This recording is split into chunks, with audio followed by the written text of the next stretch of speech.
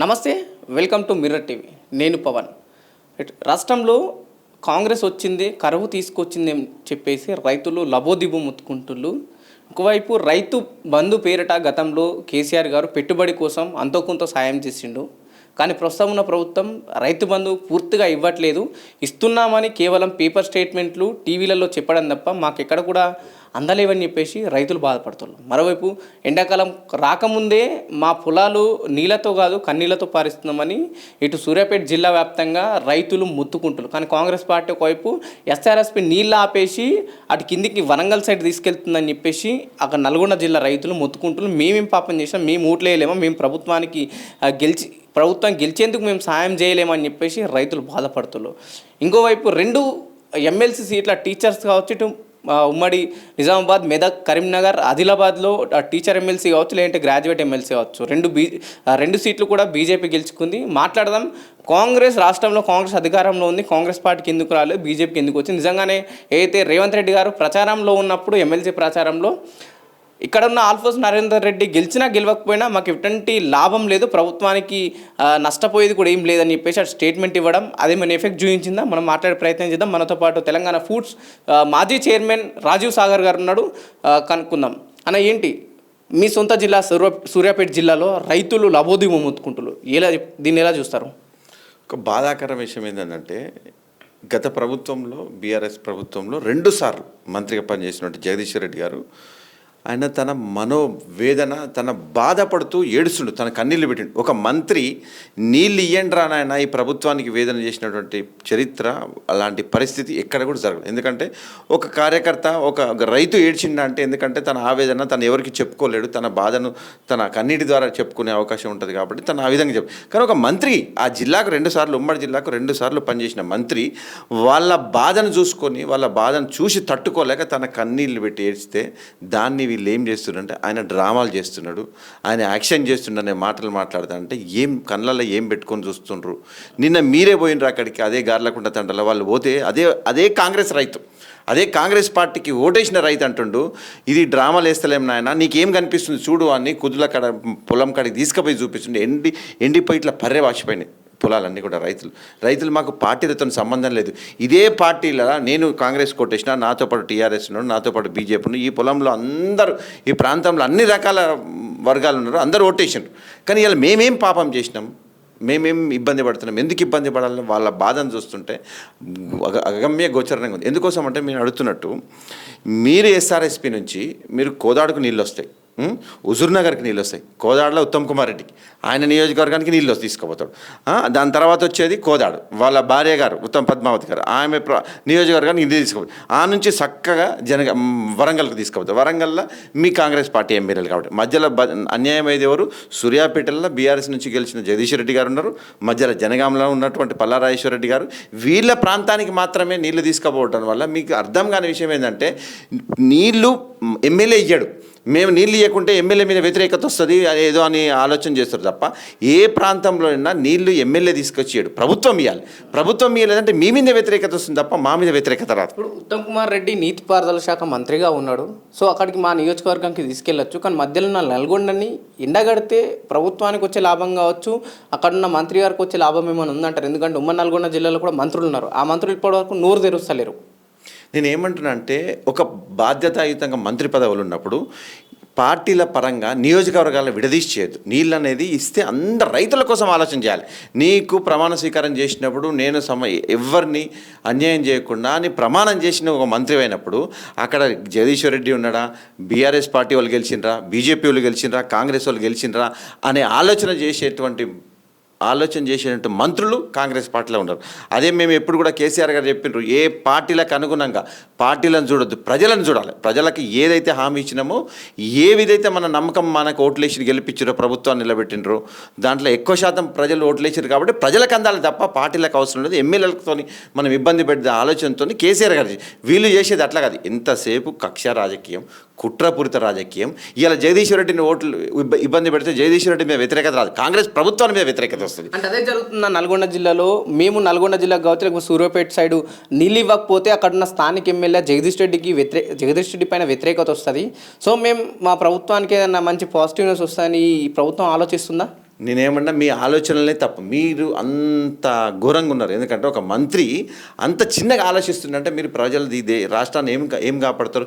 ఒక కాన్స్టిట్యున్సీకి నీళ్ళు లేకపోతే ఒక ఎమ్మెల్యే మీద వ్యతిరేకత వస్తుందా? ఎమ్మెల్యే మీద వ్యతిరేకత వస్తాడు. ఆయన చేతుల్లో ఉన్న సీఎంఆర్ఎఫ్ ఇవ్వకపోతే వ్యతిరేకత వస్తుంది. ఆయన చేతిలో ఉన్నటువంటి స్కీమ్స్ ఇవ్వకుంటే వ్యతిరేకత వస్తుంది తప్ప నీళ్ళు ఎమ్మెల్యే ఇయ్యాడు. ఏదైతే రాష్ట్ర ప్రభుత్వంలో ఉన్న ఇరిగేషన్ ముఖ్యమంత్రి ఇవ్వాలి, లేదంటే ఇరిగేషన్ శాఖ ఇవ్వాలి. ఇరిగేషన్ శాఖ అధికారులు ఇస్తేనే నీళ్ళు పోతాయి తప్ప ఎమ్మెల్యే మీద తిట్టరు. అడుగుతున్నారు. ఇప్పుడు పోయి మీరు అడగండి ఎమ్మెల్యేని ఏమన్నారు? కేసీఆర్ నీళ్ళు ఇచ్చిందని నీళ్ళు ఇచ్చినట్టు కేసీఆర్ని గుర్తుపెట్టుకున్నారు. ఇప్పుడు నీళ్ళు ఇవ్వలేదని రేవంత్ రెడ్డిని కోపం మీద ఉన్నారు తప్ప ఎమ్మెల్యేను ఏమాత్రం ఎమ్మెల్యేకు సపోర్ట్ అవుతుంది తప్ప మీరేమనుకుంటారు? వాళ్ళకి నీళ్ళు ఇవ్వకపోతే ఎమ్మెల్యేని వ్యతిరేకం అవుతుంది. కానీ అది చాలా తప్పది. ఇప్పుడు ఏదైతే ఉమ్మడి నల్గొండ జిల్లాలో మీ సొంత జిల్లా పర్యటించలు ఈ కరువు కాలంలో సరిగ్గా 9 సంవత్సరాల్లో ఇటు నీళ్లు రావడం, పంటలు పండడం, అంట ఇంతో కేసీఆర్ గారు ఆ రైతు బంధు సాయం చేయడం జరిగింది, పెట్టుబడి పెట్టడం జరిగింది. పంట కాస్త నష్టపోయినా ఆ పెట్టుబడి పై అప్పుల బాధకైతే తప్పించుకున్నారు. కానీ ఇప్పుడు మళ్ళీ ఉమ్మడి ఆంధ్రప్రదేశ్లో ఉన్న పరిస్థితులు కనిపిస్తున్నాయంటే ఏమంటారు? నేను సూర్యాపేట జిల్లా ఒక్కటే చెప్తున్నా మీకు. సూర్యాపేట జిల్లాలో పండిన పంట ఎంత తెలుసా? గత ప్రభుత్వంలో 2.95 లక్షల హెక్టార్లు పండింది. ఇప్పుడు చూసుకోండి గత ప్రభుత్వంలో పండిన పంట ఎంత, మీ హయాంలో 14 నెలల తర్వాత వచ్చిన పంట ఎంత. అప్పుడు ఏం చేసిండ్రు? మీ ప్రభుత్వం వచ్చిన తర్వాత కాళేశ్వరం అక్కడ దాన్ని నెగిటివ్ చేయాలని, కాళేశ్వరాన్ని ఇబ్బంది పెట్టాలి, కాళేశ్వరం కట్టింది కాబట్టి కేసీఆర్కి మంచి పని రావద్దని చెప్పి ఇప్పుడు నీళ్ళు ఏ నుంచి తీసుకొచ్చేసాడు? ఎస్ఆర్ఎస్పీ నుంచి. మీరు నీళ్ళు ఎత్తిపోస్తేనే కదా ఇవాళ నీళ్ళు తీసుకొచ్చి. ఇవాళ జగదీష్ రెడ్డి ఏడ్చిండు, అడిగిండు. దాన్ని మీ రియాక్షన్ ఏంది? మీరు ఒక్కసారి చూసుకోవాలి. ఎప్పుడు నీళ్ళు ఇవ్వాలనో మీకు తెలియదు. ఇప్పుడు పంట మొదలైనప్పుడు ఇప్పటికీ నెలన్నర క్రితం రోజుల క్రితమే నీళ్ళు ఇస్తే వాళ్ళ పనులకు రైతులకు అంతరాయం కాదు. ఇప్పుడు మీరు ఇచ్చిన తర్వాత కూడా ఆ పంట నీళ్ళు ఇచ్చినా కూడా ఉపయోగం లేదు. ఇలా మొన్న అంతకుముందు కేటీఆర్ గారు మిడ్ మానేరుల నీళ్ళు ఇవ్వాలనే సోయి కూడా వాళ్ళకి లేదు. నెలన్నర క్రితమే నీళ్ళు రావాలి. మిడ్ మానేరు దగ్గర నేను ధర్నా చేస్తా అంటే ఇమ్మీడియట్గా మిడ్ మానేరు దగ్గర వదిలింది. అదే మన హరీష్ రావు గారు రంగనాయకమ్మ చెరువు ఒక నీళ్ళు ఇవ్వాలనే లెటర్ రాసితేనే మీరు నీళ్ళు వదిలిండ్రు. మరి ఇలా ఎస్ఆర్ఎస్పీ ఇక్కడ అడిగినరు. ఇలా ఈ ఎస్ఆర్ఎస్పీ అడిగింది ఇవ్వకుండా మీరు ఇలా కొత్త డ్రామా వేసి సీతారాం ప్రాజెక్టు ట్రయల్ రన్ చేస్తూ ఉంటారు. దాంట్లో 90% సీతారామ ప్రాజెక్టు 90% చేసింది బీఆర్ఎస్ ప్రభుత్వం. ఒక 10% పనులు ఉన్నాయి. ఆ 10% పనులు ఉన్నప్పుడు మా ప్రభుత్వం లేదు కాబట్టి మేము చేయలే.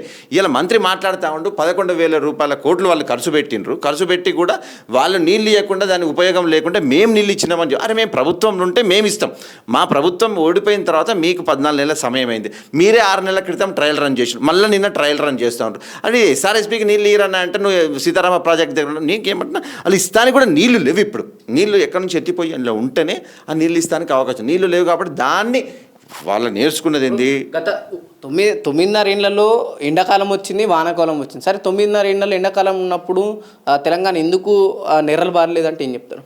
తెలంగాణను ఎందుకు నిరబాలేదంటే ఆ నీళ్ళు ఏ సమయానికి ఏది. ఇప్పుడు నేనేమంటున్నా, ఇలా ఒక మనిషి మంచిగా ఉండాలంటే సమయానికి 3 పూటలు తినాలి. వారానికి ఒకసారి తింటే ఎట్లుంటుంది? 2 నెలలకు ఒకసారి తింటే ఎట్లుంటుంది? అట్లనే పంటలు పండాలంటే కేసీఆర్ గారు దూరదృష్టితోని ఆలోచనతోని ఒక 2 రోజుల కంటే ముందే నీళ్ళు వదిలిపెడతా ఉండే. సమయానికి 3 యాసంగికి ఎప్పుడు వదిలిపెడితే నీళ్ళు ఎప్పుడు అవసరం పడతాయి, పంట ఎప్పుడు దుక్కి దుంతారు, నాట్లు ఎప్పుడు వేస్తారు, దాని అనుగుణంగానే కేసీఆర్ గారు ముందు ఆలోచన చేసి వాళ్ళకి ఏ ఇబ్బంది రాకుండా పంటలు పండించింది. వీళ్ళకి అసలు నాట్లు ఎప్పుడు పెడతారో తెలియదు, నీళ్ళు ఎప్పుడు ఇప్పుడు సగం పంట పండిన తర్వాత నీళ్ళు వదిలిపెట్టలే ఏమవుతుంది? అది మొలిచినవి కూడా చచ్చిపోతాయి. వాళ్ళకి ఆ మినిమం కాదు. గొర్రెల కోసం తినటానికి గొర్రెలకు వాళ్ళకు కూడా ఇలా అమ్ముకోలేని పరిస్థితి ఉన్నది. వాళ్ళకి కాలబెట్టాలి.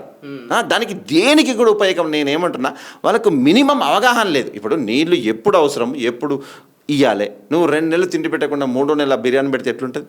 దానివల్ల ఉపయోగమే ఉంటుంది. కాబట్టి ఆ మినిమం అవగాహన ముఖ్యమంత్రికి కానీ, మినిమం అవగాహన ఇరిగేషన్ శాఖ మంత్రికి వాళ్ళకి లేదు. కేసీఆర్ గారికి ఎందుకంటే ఆయన ఎప్పుడు ఇవ్వాలి నీళ్ళు రైతులని. ప్రస్తుతం ఉన్న ప్రభుత్వం వాటర్ ఎందుకు స్టోరేజ్ చేస్తలేదంటారు? మరి వర్షాలు పడ్డాయి, వాటర్ గ్రౌండ్ లెవెల్ వాటర్ ఎందుకు? నేనేం చెప్తున్నా, స్టోరేజ్ చేయకుండా మీరు వేరే డ్రామాలు అన్నీ వేసుకుంటే టైం పాస్ చేస్తున్నారు. స్టోరేజ్ చేయాల్సిన టైంలో కాళేశ్వరం బంద్ పెట్టిండ్రు. ఇవాళ ఎక్కడి నుంచి తీసుకొస్తారు? మీరు చేయాల్సిన సమయంలో చెయ్యకుండా దాన్ని ఏ విధంగా కేసీఆర్ ఇప్పుడు ఎంతసేపు కాళేశ్వరం మీద తీసుకుపోతారు. కాళేశ్వరంలో అది చిన్నదని వాళ్ళు రిపోర్ట్ ఇచ్చారు. దానివల్ల మిగతా అన్నీ చేసుకోవచ్చు. వాళ్ళు నీళ్ళు వదలవచ్చు. నీళ్ళు వదిలితే ఏదైతే ఈ ప్రాంతం సస్యశ్యామలంగా పంటలు పండితే ఆ పేరు మళ్ళీ ఎవరికి గుర్తొస్తుంది? కేసీఆర్ పేరు గుర్తుపెట్టుకుంటారు. నీళ్ళు అన్నీ వచ్చినాయనుకో పంటలు పచ్చబడతాయి. ఎవరు చేస్తారు? అరే కేసీఆర్ నీళ్ళు అంటారు. ఇప్పటికి కూడా మీరు ఊర్లలో ఓరి అరే ఈ కేసీఆర్ నీళ్ళు అంటారు. ఇప్పుడు నీళ్ళు రాకపోయేసరికి మీ మీద వ్యతిరేకత వస్తుంది తప్ప కేసీఆర్ మీద వ్యతిరేకత రాదు. మీరు నీళ్ళు ఇవ్వలేదు కాబట్టి మీ మీద వ్యతిరేకత వస్తుంది. వీళ్ళ ఆలోచన ఏంది? అవి కేసీఆర్ నీళ్ళు అనుకుంటారు. ప్రజలు మళ్ళీ ఈ కాళేశ్వరం ప్రాజెక్టు వాళ్ళు ఇంత సస్యశ్యామలంగా ఉంటుందని ఎక్కడ పేరు వస్తుందని ఆలోచన చేసి దాన్ని చెడు ఉద్దేశంతో ఆ ప్రాజెక్టు వల్ల ఉపయోగాలు లేవు, ఉపయోగాలు లేవని చెప్పనీకే వాళ్ళు చేస్తున్న ప్రయత్నం తప్ప దానివల్ల ఎండిపోయేది ఎవరు? ప్రజలు ఎండిపోతా ఉన్నారు, తెలంగాణ రాష్ట్రం ఎండిపోతా ఉంది. కేవలం బీఆర్ఎస్ పార్టీ పైన కక్ష, కేసీఆర్ పైన కక్ష కోసమే ప్రజల్ని ఇబ్బందులు పెడుతుందా ఈ ప్రస్తుతం ఉన్న ప్రభుత్వం? 100% ఎందుకోసం అంటే మరి దేనివల్ల మీరు నీళ్ళు ఇస్తలేరు? మీరు ఏమి హామీ చెప్పి ఇచ్చిండ్రు? మీరు వచ్చినది ప్రజలకు హామీ చెప్పినవే అడుగుతున్నాం కదా. మీరు చెప్పని మాత్రం మేము అడుగుతలేదు, చెప్పిన వాటిలే ఇంతవరకు ఏం దిక్కులేదు. చెప్పని వాటిని మేమేం అడుగుతున్నాం? మీరు నీళ్ళు ఇవ్వాల్సింది మీ ఖచ్చితంగా ఏ పార్టీ ముఖ్యమంత్రి అయినా ఖచ్చితంగా నీళ్ళు ఇవ్వాలి. ఇవాళ నీళ్ళు ఇస్తేనే పంటలు పడితే తెలంగాణ రాష్ట్రం సంపూర్ణంగా ఉంటుంది, సంతోషంగా ఉంటుంది. రైతులు పచ్చగా ఉంటేనే ఇలా రాష్ట్రం నీకు ఇవాళ రియల్ ఎస్టేట్ పడిపోతానికి కారణం ఏది? ఇలా ఏ రైతు అయినా పండిన పంటను తీసుకుపోయి అమ్ముకుంటే ఆ మార్కెట్ రొటేషన్ అవుతూ ఉంటాయి, పైసలు రొటేషన్ అవుతూ ఉంటే ఇంత ఫీజులు కట్టుకుంటాడు, ఇంత ప్లాట్ కొనుక్కుంటాడు, ఇంత బండి కొనుక్కుంటాడు, మార్కెట్లో పైసలు రొటేట్ అవుతూ ఉంటాయి. ఈ రైతులు పెట్టుబడి పెట్టకుండా రైతుల దగ్గర నుంచి మార్కెట్లకు పైసలు పెట్టలేదంటే నీకు ఎక్కడ ప్రభుత్వం నడిచే పరిస్థితి లేదు. ఇలా ఎక్సైజ్ మీద నడుస్తూ ఉంది. ఇలా మొన్నటిదాకా ఆయన మాట్లాడింది ఏంది? అసలు మేము భూములు అమ్మం, ఇక 400 ఎకరాలు భూములు బెల్లం పడక పెట్టిండు. ఎల్ఆర్ఎస్ అంతకుముందు ఏమన్నాడు? ఎల్ఆర్ఎస్ మేము వస్తే ఫ్రీగా చేస్తామన్నాడు. ఇలా మళ్ళీ సేమ్ ఎల్ఆర్ఎస్.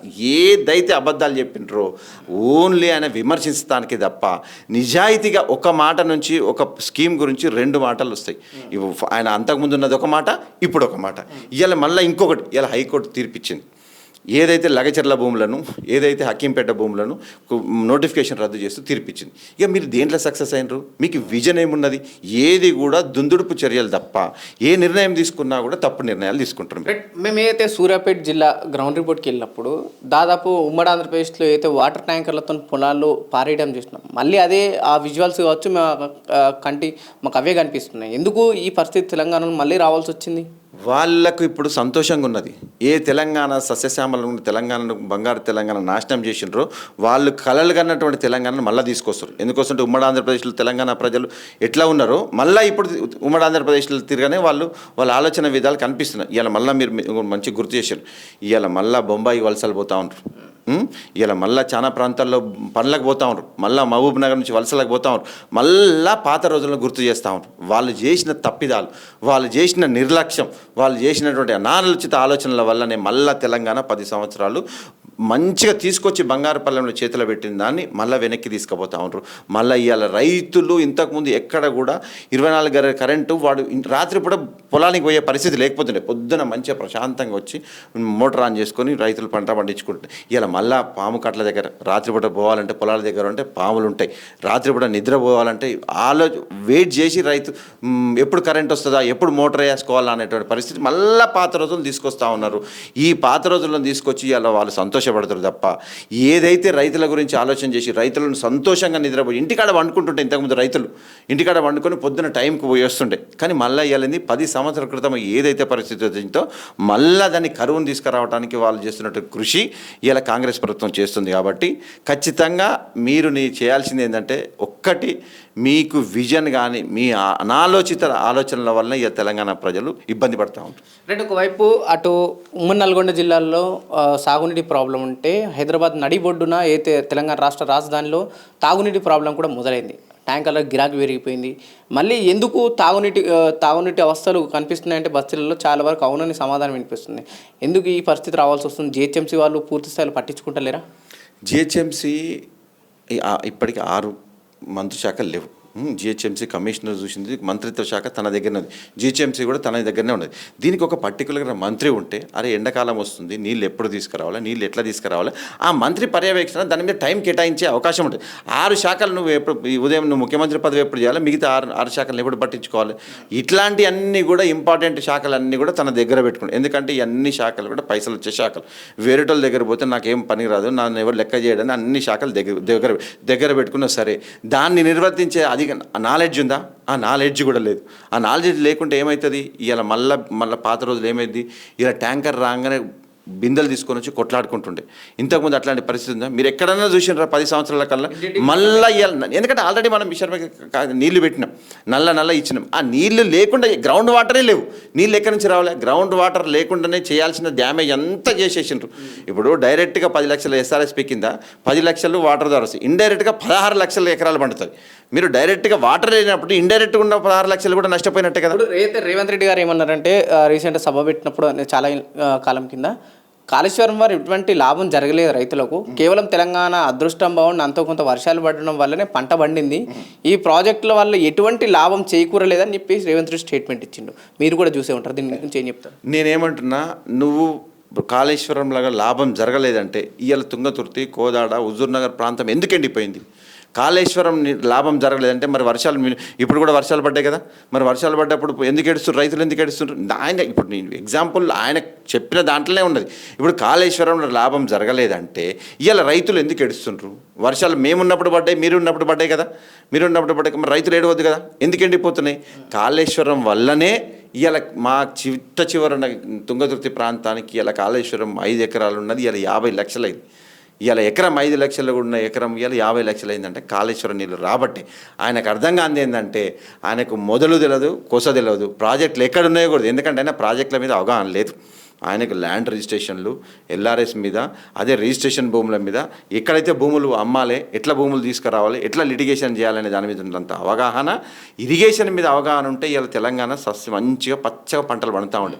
కాబట్టి ఆ ఇరిగేషన్ మీద ఆయనకి ఏమాత్రం అవగాహన లేదు. వ్యవసాయ శాఖ మంత్రి ఏం చేస్తున్నారు? వ్యవసాయ శాఖ మంత్రి కాదు కదా, ఇప్పుడు వ్యవసాయ శాఖ మంత్రి ఒకటి చెప్తే ఇక్కడ ముఖ్యమంత్రి ఒకటి చెప్తాడు.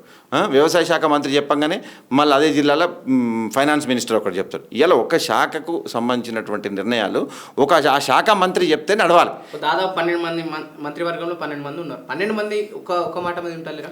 ఒక్క మాట మీద ఉండేటువంటి ముఖ్యమంత్రి ఆయన మాట వినకలేకనే ఇవాళ ఎందుకు వచ్చింది, వాళ్ళ ఇన్ఛార్జ్ ఎందుకు వచ్చింది? ఇప్పుడు ఇన్ఛార్జ్లో మళ్ళీ తెలంగాణకు వస్తుర్రు అంటే మీరు అర్థం చేసుకోవాలి, ఇక్కడ ఏదో ఇబ్బంది జరుగుతూ ఉంది, ఇక్కడ ఉన్నటువంటి అధికారులు, ఇక్కడ ఉన్నటువంటి ఎవరికైతే పగ్గాలు ఇచ్చినా వాళ్ళు సరిగ్గా చేస్తలేరు. కాబట్టి ఇప్పుడు ఇంట్లో నువ్వు మంచిగా ఉంటే బయట నుంచి తీసుకొచ్చిన, మనం మంచి చదివితే ట్యూషన్ టీచర్ని ఎందుకు పెడతాం? ఇవాళ నువ్వు ఇంట్లో చదువుకుంటున్నావు అనుకో, ట్యూషన్ టీచర్ని పెట్టంగా, ట్యూషన్ టీచర్ ట్యూషన్ సార్ వచ్చిందంటే నువ్వు చదువుతలేనంటే అర్థంగా. ఇప్పుడు అట్లనే ఇన్ఛార్జ్ వచ్చిందంటే ఏంది ఇక ఇవ్వాలి, ఆమె మొత్తం అన్నీ చేస్తూ ఉంది. ఇవాళ ఆమె క్లియర్గా ఇచ్చింది, ఏదైతే వాళ్ళని ఎంకరేజ్ చేయొద్దో తెలంగాణ రాకముందు మొట్టమొదటి 3 విభాగాలు చేసింది. ఇప్పుడు మొట్టమొదట పార్టీలో ఉన్న వాళ్ళకు ప్రయారిటీ, దాని తర్వాత ఎలక్షన్ కంటే ముందు వచ్చిన వాళ్ళు, దాని తర్వాత ఎలక్షన్ తర్వాత వచ్చిన వాళ్ళు అన్ని డివైడ్ చేసి ఆమె పనిచేస్తూ ఉంది. ఇలా సీతక్క అంటా ఉంది, నేను ఆదిలాబాద్, నేను తర్వాత మంత్రివర్గం ఇచ్చిన తర్వాత ఆదిలాబాద్కు నేను ఇన్ఛార్జ్ ఉండలేనని. మీ మంత్రులకే ఇన్ఛార్జ్ మంత్రులు ఉంటేనే ఇబ్బంది పడుతూ ఉంటే ముఖ్యమంత్రి కేసీఆర్ అక్కడ ఉండి అన్ని మంత్రులను అందరినీ సమన్వయపరిచి ఆయన ఆలోచన ఎప్పటికప్పుడు ఏ ఆఫీసర్కి ఏం చెప్పాలి, ఏ ఆఫీసర్కి ఏది అవసరం, ప్రజలకు ఏం అవసరం అని ఆయన కూర్చొని మొత్తం నడిపించండి. మీరు ఇవాళ ఇంతమంది 12 మంది ఉరుకులాడుతున్నా కూడా ఇవాళ చేయాల్సిన టైంకి నీళ్ళు అందిస్తలేరు. దానికి ఏంటంటే మీ అవగాహన లోపం, మీకు ఆలోచన విధానాలు కరెక్ట్ లేవు, ఆ ప్రజల మీద ప్రేమ లేదు. రీసెంట్గా 2 బీజేపీ ఎమ్మెల్సీ సీట్లు గెలిచింది, ఒకవైపు గ్రాడ్యుయేట్ ఎమ్మెల్సీ, టీచర్ ఎమ్మెల్సీ, ఉమ్మడి నిజామాబాద్, మెదక్, కరీంనగర్, ఆదిలాబాద్. దీని గురించి ఏం చెప్తారు? ఎందుకంటే రేవంత్ రెడ్డి ప్రచారంలోనన్నాడు ఆల్ఫోర్స్ నరేందర్ రెడ్డి మేము నిలబెట్టినాం, ఈయన గెలిచినా గెలవకపోయినా ప్రభుత్వానికి ఏం ఫరక్ పడదన్నారు. నిజంగానే ఓడిపోయిండు, ఆ వీడియోస్ చాలా ఏడవడం కూడా జరిగింది. దీని గురించి ఏం చెప్తారు?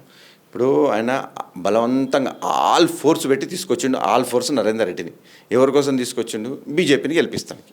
ఆయన బీజేపీని గెలిపించాలి కాబట్టి ఈయన ఓడిపోతాడనే సర్వే రిపోర్ట్లు ఉన్నా కూడా ఆయన నువ్వు ఎట్లా చెప్తావు అబ్బా, నువ్వు ఎలక్షన్ కాకముందే, రిజల్ట్ రాకముందే ఈయన ఓడిపోతాడు, మాకు ప్రభుత్వానికి పడిపోయేది ఏంది? ఆల్రెడీ నీకు ఒక రిపోర్ట్ ఉంది, నువ్వు ఎవరిని గెలిపించాలన్నో నీకు ఎజెండా ఉంది. ఈయనకి ఏం పని చేయించినావు, ఎంతమందిని ఇన్ఛార్జ్లు వేసినావు?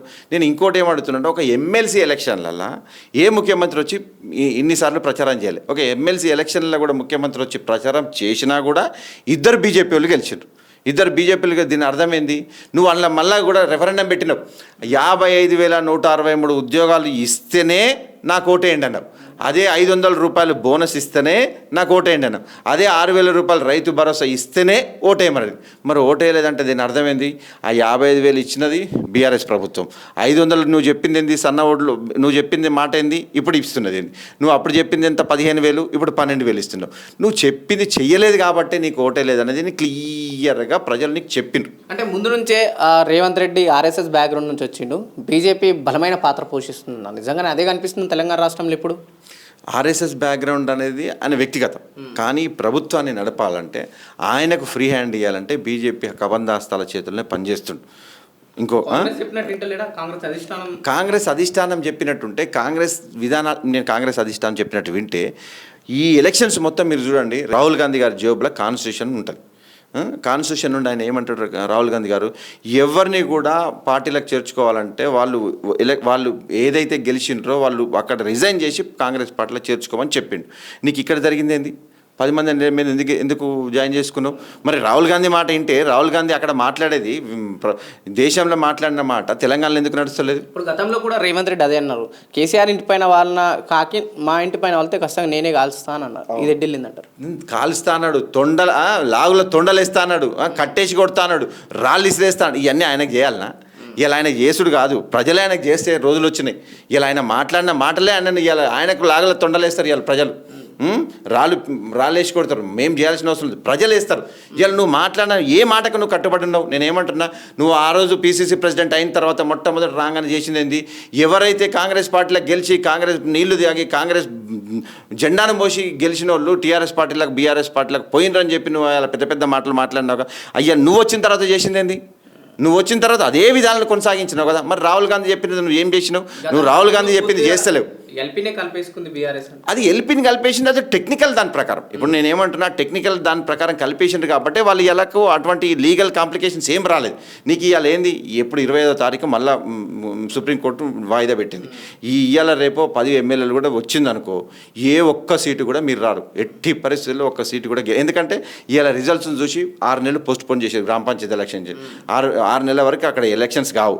మళ్ళీ ఇంకేంది, అక్కడ ఇన్ఛార్జీలు ఉంటారు, ఇన్ఛార్జ్ ఆఫీసర్లు, వాళ్ళు ఎవ్వరు పని చేసే ఒక ఇంట్రెస్ట్ ఉండదు. ఒక సర్పంచ్కి ఉన్నంత ప్రేమ ఒక ఆఫీసర్కు ప్రేమ ఉంటుంది. ఈ 6 నెలలు ఇంకా నాశనం అవుతుంది. దాని తర్వాత నువ్వు ఎలక్షన్స్ వచ్చినాయి అనుకో, ఈ 10 ఎలక్షన్లలో ఖచ్చితంగా బీఆర్ఎస్ పార్టీ 10కి 10 నిలబెట్టి కేసీఆర్ గారికి గిఫ్ట్కి ఇస్తారు. ఇంకొకటి ఏంది, ఈ 10 మంది పోయిన వాళ్ళకి టికెట్లు ఇస్తారా లేదా అన్నది ఇప్పుడు నిన్న వాళ్ళ ఇన్ఛార్జ్ చెప్పిన దాని ప్రకారం పార్టీలో కాంగ్రెస్ పార్టీలో ఉన్న వాళ్ళకే ఇవ్వాలన్నారు. గత ఎలక్షన్స్ తర్వాత వచ్చిన వాళ్ళకు ఇచ్చేది లేదని చెప్పారు. మరి వీళ్ళందరూ గత ఎలక్షన్స్ తర్వాత కాంగ్రెస్ పార్టీలోకి వచ్చారు. అసలు టికెట్లు వీళ్ళకి ఇస్తారా? ఈ టికెట్లు కూడా వీళ్ళకి ఇస్తారా? లేకుంటే అలా పరిస్థితి ఏంది? ఈ 10 టికెట్లు వీళ్ళకి ఇవ్వలేదనుకో, కాంగ్రెస్ పార్టీ నుంచి వచ్చిన ఇచ్చిండ్రనుకో, ఇవాళ వీళ్ళ పరిస్థితి ఎవరికి చెప్పుకోవాలి ఏందన్నది తలకాయ నొప్పి ఉన్నది పరిస్థితి. రైట్. ఒకవైపు సూర్యాపేట జిల్లాలో రైతులు నీళ్లు రాక ఇబ్బంది పడుతున్నారు, మరోవైపు హైదరాబాద్లో కూడా తాగునీటి కోసం ప్రజలు మళ్ళీ ఇబ్బందులు పడుతున్నారు. దీని ప్రభుత్వం వెంటనే చర్యలు తీసుకోవాలి. మరోవైపు కాంగ్రెస్ పార్టీలోకి జంప్ అయిన ఎమ్మెల్యేల కూడా సుప్రీంకోర్టు ఖచ్చితంగా వారి నిర్ణయం తీసుకుంటుంది, మాకు న్యాయం పైన ఖచ్చితంగా నమ్మకం ఉందని చెప్పేసి రాజీవ్ సాగర్ గారు చెప్పడం జరుగుతుంది. కెమెరామెన్ కళ్యాణ్తో పవన్, మిర్రర్ టీవీ, హైదరాబాద్.